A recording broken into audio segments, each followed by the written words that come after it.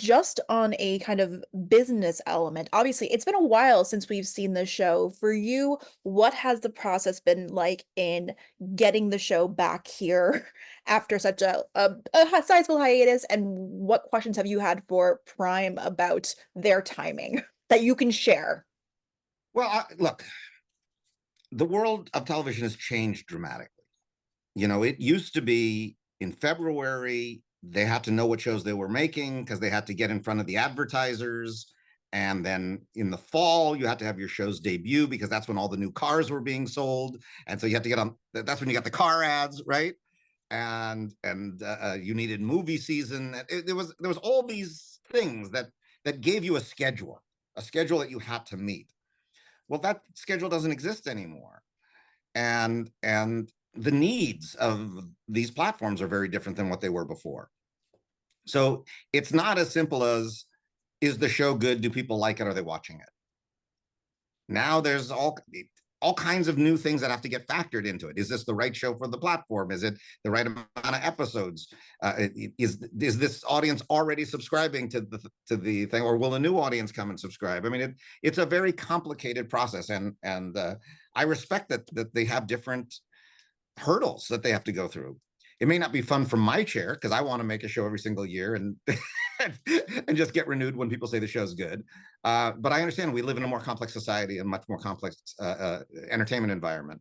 And I'm grateful that we've had this incredible support from Amazon from the beginning. Without them, I couldn't have rebooted the show. I've been trying to reboot Leverage since it was canceled. And they gave us that opportunity, and they couldn't have supported us better. And when it looked difficult to renew the show, like when they got rid of Freevee and we were on Freevee, it was a big step for them to say, all right, this is going to be the first time in history that we take an AVOD show and move it into an SVOD platform. I mean, never happened before. And it was incredible. So that kind of support, that kind of endorsement of the show is something we're incredibly grateful for. And I think season 3 is going to surprise a lot of people. I think it's unlike any season we've ever done before. And I'm just super excited to get this in front of people. Yeah. Well, on a practical level, because it has been so long between production and release, what would be the challenges if you want to, in some ways, revive the show again for a fourth season? Like, do you have, for instance, the cast or a portion of the cast committed to come back if they want? Do you have a writer's room quasi still intact? Or do you kind of feel like it would have to be another revival of sorts because there has been such a hiatus? You know, we had the same thing between seasons 1 and season 2, and then season 2 and season 3. The people who come back to Leverage, it's not because they have a contract, it's because they love the show.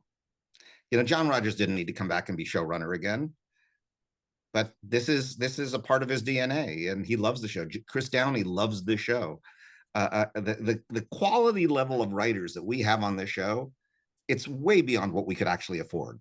They're not here because it's a paycheck or a career opportunity. They're here because they actually love the show. And same with our actors. Their contracts had long expired before the next season, yet we got them back.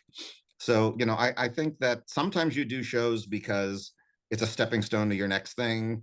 And sometimes you do shows because you just love it. And Leverage is one of those things. And I think that passion for the show is also what makes the show so different when you actually watch the episodes. Because it's like when you go to your grandmother's house and she's made your favorite dish. It's made with love. Absolutely. Well, one of your actors, who Noah, you have a long history with, but he is also now tied to a very successful, seemingly streaming show on a different platform. In Success, do you anticipate being able to get him back for some episodes, or might it be an Aldous situation where you're bringing him in as a special guest star?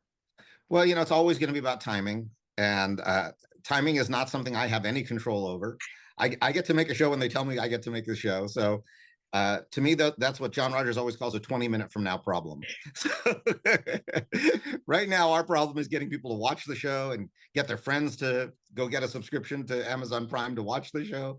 If we can grow the audience, if we can please the audience, that's the issue in front of us now. If we get another season, I'm sure it'll all work out somehow.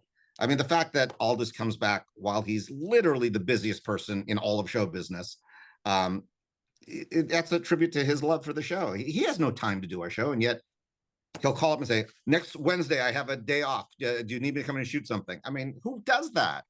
Who does that except someone who's incredibly generous with their talent, with their time, with their love? And Aldous does it because he loves this show. And most importantly, he loves the fans. He really feels the fans of this show are what gave him his career and that they continue to support him. And he wants to give them love back. And again, these are very special people. You know, this is not a group of giant egomaniacs. This is a group of really lovely filmmakers who love each other and put that love on screen.